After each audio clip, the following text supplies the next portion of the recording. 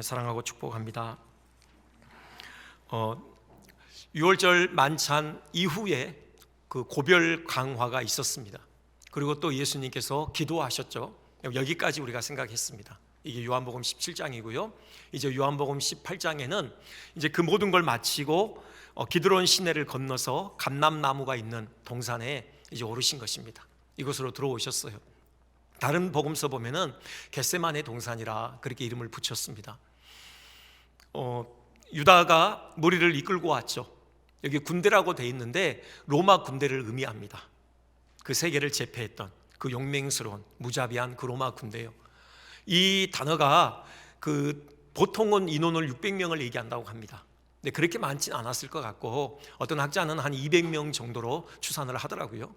그리고 또 바리새인들에게 속한 아랫사람들, 이들은 성전 경비대를 얘기하겠죠. 유다인들로 구성된 또 자경단, 이런 무리들을 데리고 왔습니다. 예수님의 체포조조 일명이요. 이들이 빈손으로 온 거 아니죠. 횃불과 등이라고 그랬고 또 각종 무기를 들고 왔습니다. 여러분, 민간인 한 명 체포하러 왔다라고 하기에는 좀 뭐할 정도로 엄청나게 많이 아주 중무장하고 왔어요. 그러니까는 전쟁을 치르러 오는 듯한 어떤 그런 분위기입니다. 아주 살벌하고요. 긴장이 아주 이렇게 팽팽한 어떤 그런 지금 분위기예요. 근데 우리가 이 본문을 자세히 이렇게 살펴보면은 주목할 만한 내용은 예수님께서 너무도 당당하시다라는 거예요. 이 모든 상황을요, 예수님께서 다 주관하시는 듯한, 주도하시는 듯한 그런 느낌을 받아요. 그래서 한번 이 겟세마네 동산에 서신 그 예수님의 모습을 우리가 한번 살펴보면서 또 우리가 얻을 교훈이 무엇인가 한번 생각을 해보겠습니다. 먼저 예수님께서 하나님으로서의 그 위엄을 드러내셔요. 신적인 위엄을요. 여기 참 처음에 대화가 이루어지죠. 예수님께서 나서서 너희가 누구를 찾느냐 물으셔요. 그러자 나사렛 예수라 그렇게 대답하죠. 예수님께서 내가 그니라 그렇게 답하셔요. 그러자 희한한 일이 벌어져요. 전혀 예상하지 못했던 장면이 펼쳐지죠. 그게 6절이죠. 6절 보면 뒤에요, 그들이 물러가서 땅에 엎드러지는지라. 이게 뭡니까? 그들이 갑자기 뒤로 나자빠졌다는 것입니다. 땅에 바짝 엎드리게 됐다는 것이에요. 여러분, 이들은 로마 군인들이라고요. 세계를 제패하는 용맹한 군사들이죠. 예수님을 체포하라 그 명령을 받들고 지금 여기 서 있어요. 그들의 어떤 행동이라고는 믿기 어려울 정도의 참 의외의 어떤 행동이 벌어진 것이죠. 이걸 어떻게 설명할 수 있을까? 이 장면을 설명하기에 딱 적합한 한 단어가 있습니다. 누미노제라는 단어가 있어요. 그러니까 루돌프 오토라는 독일 신학자가 처음 사용한 단어인데요, 한 사람이 거룩한 존재 앞에 섰을 때 자신이 진실로 피조물임을 존재론적으로 통감하는 그런 체험이다. 좀 어렵죠? 한마디로요, 신적인 위엄을 경험했다라는 겁니다. 신적인 위엄에 압도되어지는 그런 경험을 했다라는 거예요.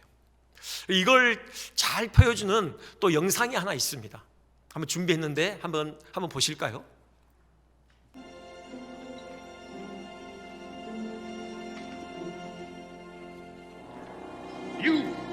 I said no water for him.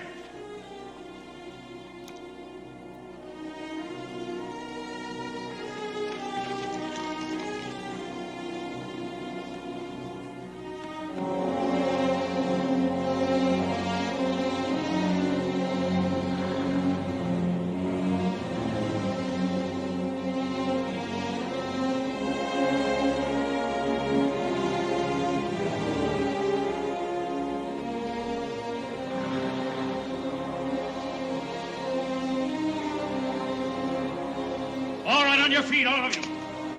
네, 잘 보셨죠? 여러분, 누미노제가 뭔지 여러분 감이 잡히십니까? 그겁니다.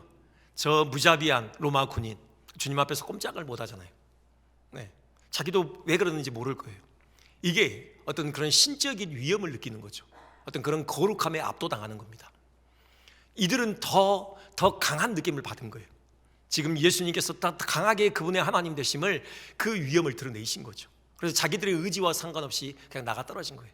그 앞에 머리를 조아릴 수밖에 없었던 것입니다. 이 추론을 근거 있게 만드는 단어가 있는데요, 여기에 내가 그니라 라는 예수님의 대답이요, 내가 크니라.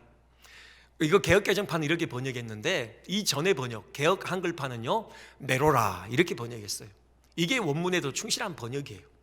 사실 이 원문은요 에고메임이라고 그냥 나다, I am, 그냥 I am이에요. 나다 이렇게 하신 거예요.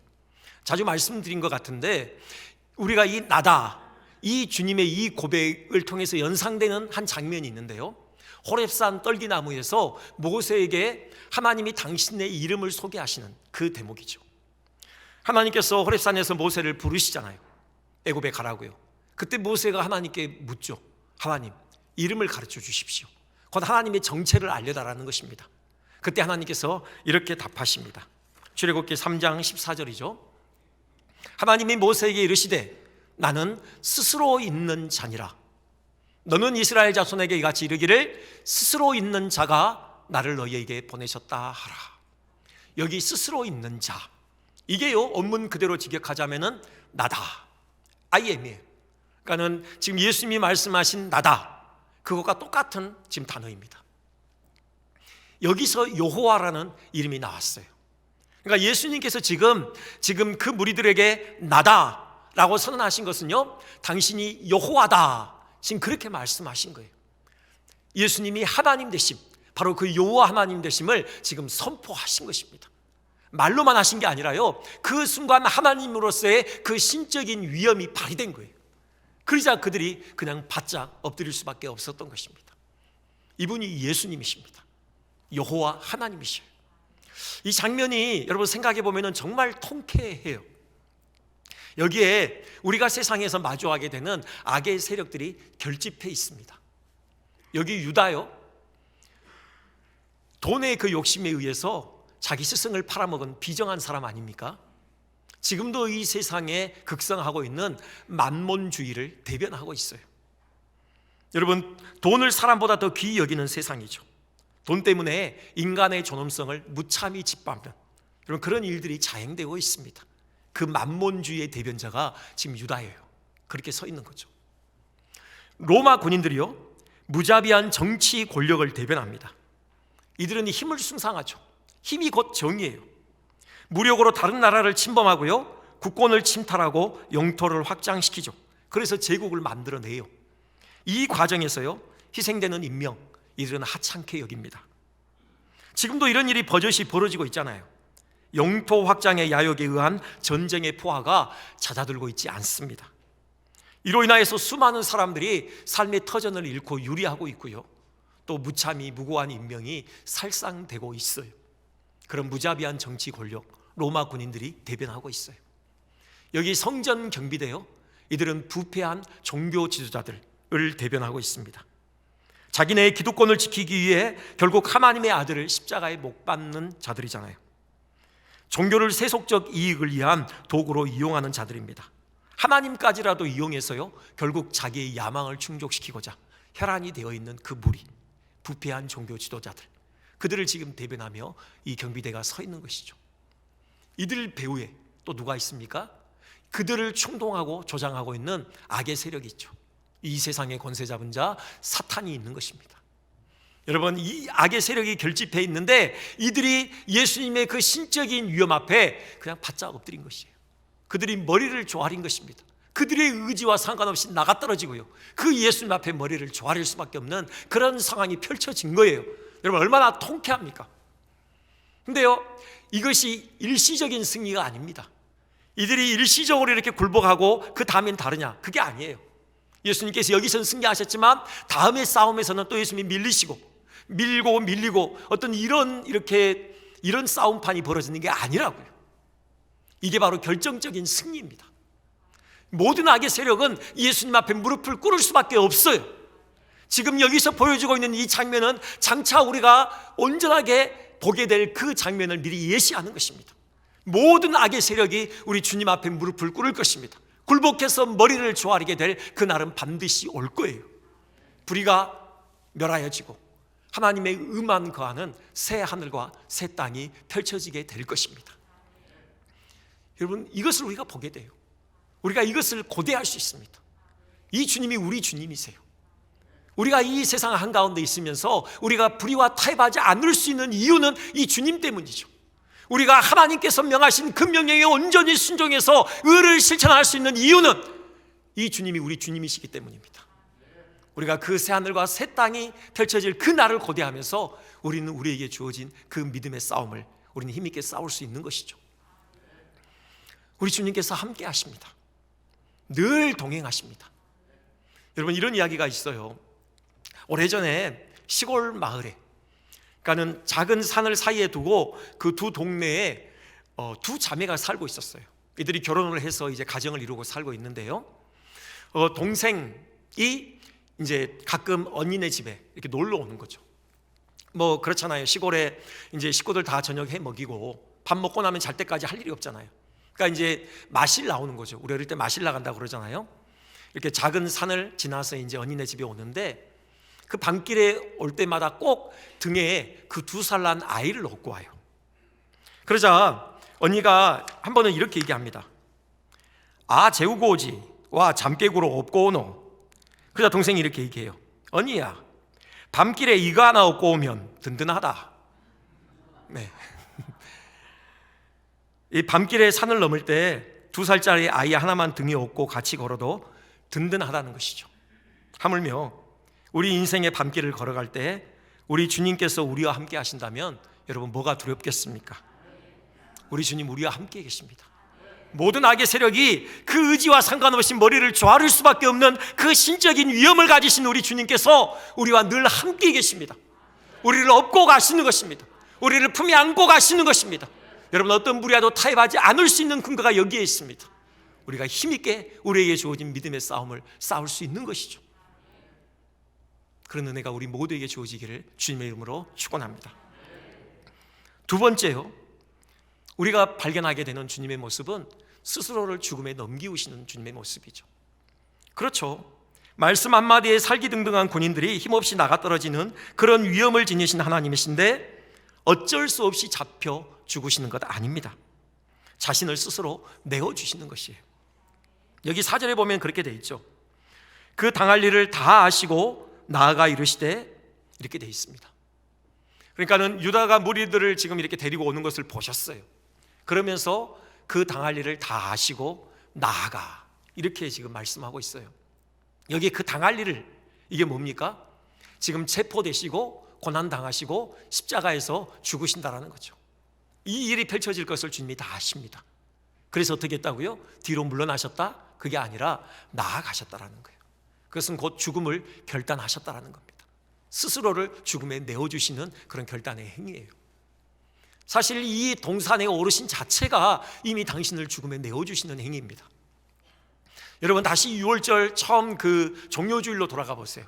예수님께서 예루살렘에 입성하실 때 얼마나 많은 인파가 예수님께 몰려들었습니까? 막 예수님 환영했잖아요. 적어도 예수님을 선지자로 여겼습니다. 그래서 유대 종교 지도자들이 아주 힘들어했죠. 고민에 빠졌어요. 잡아 죽이고 싶거든요. 계획을 세워요. 근데 6월절만큼은 우리가 비켜가자, 그렇게 결론을 내립니다. 왜요? 민심이 동요할 수 있거든요. 자칫 예수님에게 손을 댔다가는 그를 둘러싸고 있는 민심들의 어떤 의해서 밀란이 일어날 수 있어요. 우리가 6월절만큼은 참자, 이 시간만큼은 우리가 비켜가자, 그렇게 결론을 내렸다고요. 근데 예수님께서요, 그 군중으로부터 떨어져서 홀로 한적한 이 동산으로 오시는 거예요. 겨우 제자들 데리고요. 근데 유다가 이 장소를 안다라고 그런 표현이 있죠. 곧 예수님께서요, 지금 유다를 기다리셨던 거예요. 지금 6월절 만찬 때 유다를 재촉하셨거든요. 몰아붙이셨어요. 네가 지금 계획하고 있는 것 빨리 가서 실행해라. 유다를 내보내셨죠. 그리고요, 예수님이 이 동산에 와서 지금 유다를 기다리신 겁니다. 아니나 다를까 유다가 무리들을 이끌고 이곳에 찾아온 거예요. 예수님 스스로 죽음에 내어주시기로 결단하신 것이죠. 이때 베드로가 나서죠. 언제 칼을 휘둘러 봤겠습니까? 근데 칼을 휘둘렀어요. 아마 치명타를 입히고 싶었겠지만 빗나가서 겨우 오른쪽 귀를 베었죠. 훈련된 군인들, 그것도 천하의 로마 군인들을 상대로 칼을 빼내든 것 참으로 용기 있는 가상한 행동입니다. 하지만 주님 베드로를 칭찬하지 않으셔요. 오히려 경계하시죠. 네 검을 도로 칼집에 꽂아 놓아라. 그러시면서 하시는 말씀이요, 아버지께서 주신 잔을 내가 어찌 마시지 않겠느냐 말씀하셔요. 아버지께서 주신 잔, 고난의 잔이고 죽음의 잔이죠. 이미 그 잔을 들이키시기로 예수님은 결단하셨습니다. 이 복음서에는, 요한복음에는 나와 있지 않지만 다른 복음서에는 예수님께서 말씀을 덧붙이셔요. 베드로야, 내가 12군단 더 되는 천사를 동원할 수 없을 줄로 아느냐? 그럴 수 있으시다라는 것이죠. 지금 여기 서 있는 지금 로마 군인들이요, 일도 아니라는 것입니다. 오히려 그 로마 제국 전체를 한판에 뒤집을 수 있는 그런 힘을 가지고 계시다라는 거예요. 천사 보내서요, 로마 황제 자기 앞에 불러다가 무릎 꿇칠 수 있는 그런 힘이 있으시다라는 겁니다. 근데 그렇게 하지 않으신다라는 거예요. 왜요? 그렇게 해서 하나님 나라가 세워지는 것이 아니라는 것이죠. 하나님께서 세우신 하나님 나라의 방식은 하나님께서 주신 그 고난의 잔, 죽음의 잔을 들이키는 것, 그것밖에 없다라는 것입니다. 그래서 주님이 그 나라를 세우시기 위해서 기꺼이 죽음의 자기를 내어주시기로 결단하시는 것입니다. 하나님 나라는 세상 나라와 달라요. 무력으로 정복해서 세우는 나라가 아닙니다. 우리 주님께서 우리의 죄를 대신 짊어지시고 십자가에 피 흘리심으로, 그 흘리신 피값으로 죄와 사망 가운데서 우리를 사내셔서 세우시는 나라입니다. 그렇게 나라가 세워졌어요. 우리는 그 나라의 백성들이고요, 이 땅에서 그 나라를 확장시켜야 될 그 사명이 우리에게 주어졌죠. 무력으로 하는 게 아닙니다. 힘으로 하는 게 아니에요. 세상 권세로 하는 게 아닙니다. 십자가, 희생, 고난, 우리 주님께서 걸어가신 그 길을 통해서 그 나라는 확장되는 것입니다. 여러분, 임현수 목사님 혹시 이름을 들어보셨습니까? 이분이 유명하게 된 게 그 북한에 오랜 시간 억류되셨다가 한 5년 전인가요? 그때 이제 석방되셨죠, 은혜로. 미국의 큰빛교회라는 그런 그 한인교회를 담임하셨습니다. 지금은 원로 목사님이신데요, 수십 년간, 한 30년간 북한 선교에 예를 쓰셨어요. 이분이 얼마나 그 헌신하셨냐면은, 그러니까는 미국의 이제 그 한인교회에 주일날 사부 예배를 다 인도하셔요. 그리고 끝나면은 이제 비행기에 몸을 싣습니다. 아마 중국을 통해서 들어가셨겠죠. 이제 북한을 가셔요. 그러면은 북한의 이제 그 시간으로, 현지 시간으로 화요일에 도착을 하십니다. 그럼 화요일부터 토요일까지 열심히 북한에 또 선교 사역을 감당하셔요. 그리고 이제 토요일 날 다시 이제 비행기를 타고 미국으로 오시는데, 그 시차로 인해서 미국 시간으로는 역시 토요일입니다. 그래서 이제 또 목회가 또 이렇게 이루어지고, 이러기를 150번을 하셔요. 150번을 북한을 방문하십니다. 처음에 이분이 북한을 방문하셨을 때 그 처참한 상황을 목격하신 거예요. 그 많은 사람들이 굶어 죽어가는 그 처참한 상황을 목격하고, 그때부터 북한 사역에 아주 열정을 가지고 임하십니다. 10,000명이 넘는 고아들, 그들을 먹이고 그들의 옷을 입히는 이 일을 하셨어요. 그러는 어간에 550억 원을 사용하셨습니다. 550억을 들여서 그 일을 하셨어요. 현금을 준 건 아니고 먹거리와 어떤 옷을 만들어서 입히고 이런 일에 550억. 근데 그러던 과정에 미국의 한 집회에서 그 북한 선교에 대해서 강의를 해달라 초청을 받아서 강의를 했어요. 거기서 좀 이제 좀 센 발언을 하셨나 봐요. 그러니까는 북한의 그 김일성 동상 있잖아요, 큰 동상. 요즘에는 42,000개 정도 된다고 해요. 그걸 지적하신 겁니다. 그 김일성 동상이 무너지지 않으면 북한의 저주가 풀리지 않을 것이다. 김일성 동상이 무너져야 한다. 이런 말씀을 하셨어요. 원래 약속되기로는 아무도 영상을 촬영하지 않기로 했습니다. 그러니까는 언더 더 레코드죠. 근데 그걸 잘 모르는 한 장로님이 영상을 찍어요. 그 모든 강의 장면을. 그래서 세계 누구나 볼 수 있는 방송에 올려버려요. 그래서 당연히 북한 정보국이 그걸 본 거죠. 그러던 차에 이제 북한에서 2,000명을 수용할 수 있는 목욕탕을 지어달라는 요청을 받고 지어줘요. 이제 완공 시점에 그걸 보기 위해서 북한에 들어가셨어요. 그래가지고 거기서 붙잡힌 겁니다. 독방에 이제 갇히셨어요. 그 2평 남짓한 정말 남루하고 더럽고 열악한 그 방에 이제 갇히셨는데, 그 죄목은 그 최고 존엄 모독죄. 그래서 종신노동 교화형을 받아요. 종신형을 받아서 독방에 갇힌 겁니다. 너무 억울하더래요. 너무 배신감이 치밀어 오르더래요. 지금까지 수십 년 동안 그 많은 비용을 들여서 정말 헌신적으로 이들을 위해서 이래 왔는데 그 결과가 이건가? 이들이 어떻게 나를 이렇게 대우하나? 배신감과 그 억울함이 막 치밀어 오르는데, 또 그와 더불어서 가슴에 큰 중압감이 밀려오더래요. 평생을 여기서 살아야 되나? 라는 그런 중압감이 가슴을 누르더래요. 근데 그 순간 말씀이 생각나는데요, 히브리서 3장 1절 말씀이 생각난 것입니다.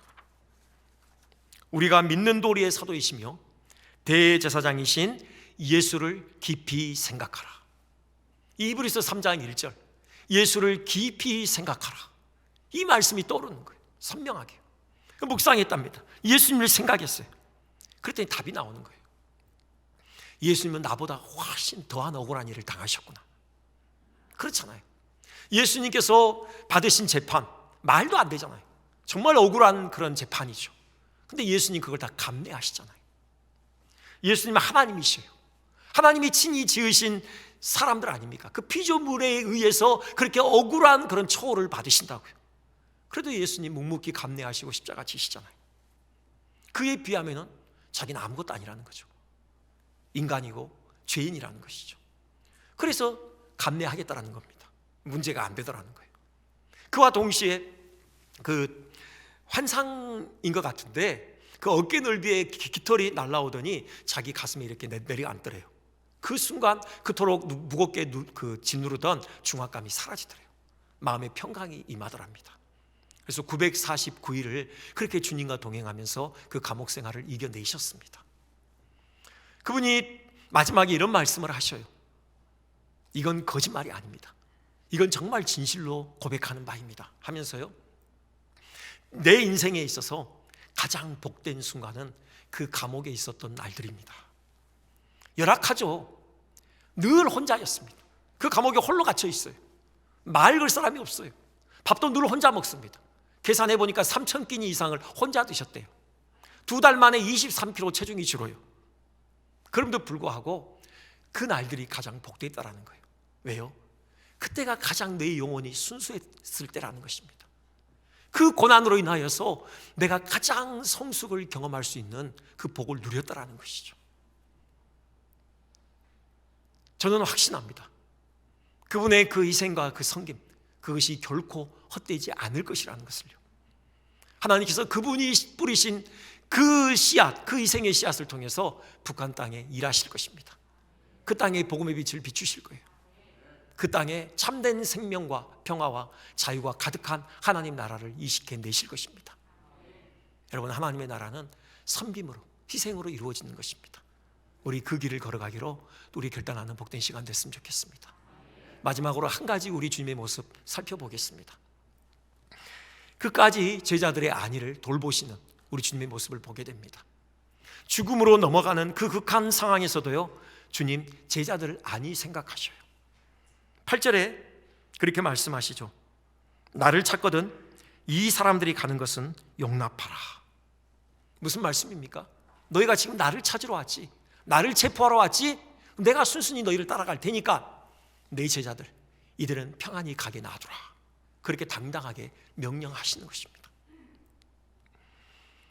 제자들 끝까지 돌보시는 그 선한 목자 되신 주님의 모습을 보게 되는데요, 우리가 여기서 이제 생각해야 될 것은, 그러면은 제자들은 끝까지 어떤 안락한 삶이 보장되는가? 그건 아니죠. 그건 아닙니다. 여러분, 이후의 제자들의 삶을 알죠? 이들은 안락한 삶을 살지 못했습니다. 늘 고단한 삶을 살았어요. 이 복음서를 기록하고 있는 사도 요한 외에 거기 서 있는 모든 제자가 다 순교당했습니다. 가장 처음 이 사도 요한의 형제인 야고보가 순교당했죠. 참수형으로 죽었습니다. 다른 제자들 그 이후에요, 야고보처럼 참수형을 당하든 십자가에 거꾸로 매달리든 돌에 맞아 죽든 다 순교당했어요. 우리에게 있는 질문은 이것이죠. 그러면은 뭔가 하나님께서 우리를 붙드시고 보호하시는 그 목적이 뭔가? 제자들의 그 구원의 완성입니다. 그리고 제자들의 그 사명 감당이에요. 무슨 말씀이냐면은, 지금 제자들이 예수님과 함께 붙잡혀서 함께 십자가에 못 박히면 안 되는 거예요. 지금은 그들이 살아남아야 하는 것입니다. 왜요? 그들이 부활하신 주님을 목격해야 돼요. 주님의 부활을 목격하고 그들이 지금 주님을 믿는 그 믿음이 온전해져야 하는 것입니다. 그들이 받은 그 구원의 씨앗이 완전한 열매를 맺어야 하는 것이에요. 그리고 나아가서 그들이 깨달은 그 온전한 복음을 힘있게 선포하는 그 사도로서의 사명을 그들이 감당해야 하는 것입니다. 그들이 선포한 그 복음으로 말미암아 교회가 세워져야 하는 것이에요. 이 일을 위해서 주님께서 제자들을 부르셨습니다. 3년간 동거하시면서 훈련하셨어요. 이제 마지막 남은 훈련, 부활하신 주님을 만나는 것입니다. 그들의 믿음이 온전해지는 것이고 또 위로부터 부어지는 성령의 임재를 경험하는 것입니다. 그로 인하여서 주의 복음 사역을 감당하고 교회를 세우는 이 귀한 사역을 감당하는 거예요. 그때까지는 살아남아야 하는 것입니다. 그때까지는 그들의 목숨이 보존되어야 하는 것이에요. 이것이 주님이 우리를 지키시는 그 의미에 있어서의 핵심입니다. 주님 우리를 지키시고 보호하십니다. 우리를 끝까지 돌보십니다. 우리 안에 시작된 구원이 완성에 이르기까지 우리를 붙드실 것입니다. 주님이 흘리신 피로 값주고 사내셨습니다. 우리를 통해서 하나님의 백성으로 영광을 받으시기를 기뻐하셔서 주님이 이루신 희생입니다. 주님은 결코 그 희생이 헛되지 않도록 하실 것입니다. 우리를 붙드시고 우리 안에 시작된 이 구원의 완성이 온전히 이루어지는 그날까지 우리와 함께 계실 것입니다. 이 땅에 우리를 하나님 나라를 세우는 동역자들로 세우셨습니다. 그 사명을 우리가 감당하기까지 주님은 또 우리를 포기하지 않으실 것입니다. 우리를 가르치시고 우리에게 용기를 더하시고 우리에게 힘을 주셔서 우리의 삶의 모든 필요를 채우셔서 이 사명을 힘있게 감당하도록 주님께서 함께 하실 것입니다. 이 주님을 신뢰하셨으면 좋겠습니다. 그 주님께 온전히 우리를 내어 맡겼으면 좋겠습니다. 한 목사님께서 이런 경험을 하셔요. 그 중국의 그 미술대학원에서 가정교회가 모였답니다. 그래서 그 가정교회를 방문하기 위해서 그 대학원을 방문하셨어요. 근데 그 학교의 2층 복도가 그 유리바닥이라는 거죠. 여러분 스카이웨이, 요즘에는 뭐 관광지 어디를 가든지 그런 거 많이 있잖아요. 바다 위를 막 우리 걷잖아요. 근데 그 당시에 목사님은 그걸 처음 보셨던 것 같아요. 너무 신기하죠. 사람들이 마치 공중 위를 걸어 다니는 듯한 그런 모습이더래요. 야, 내가 바다 위를 걸을 수는 없지만 공중 위는 한번 걸어보고 싶다. 그래서 이제 2층으로 올라가셨대요.